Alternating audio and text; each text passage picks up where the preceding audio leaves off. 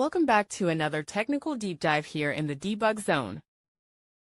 Today we're tackling a big question and breaking it down with insights from other users. Hopefully this clears up some misconceptions and helps you get the answer you need. So buckle up, stay a little curious, and let's jump right in.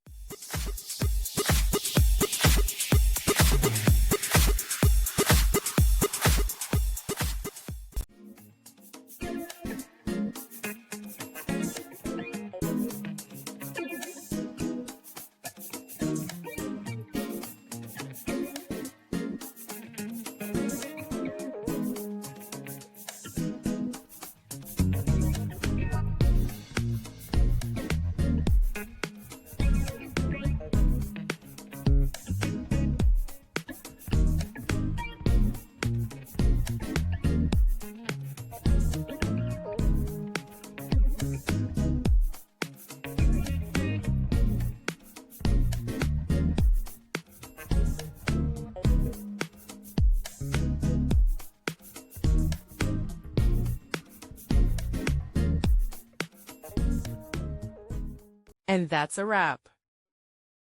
I hope you found the answer you were looking for. If you did, take a second to hit that subscribe button. It really helps out.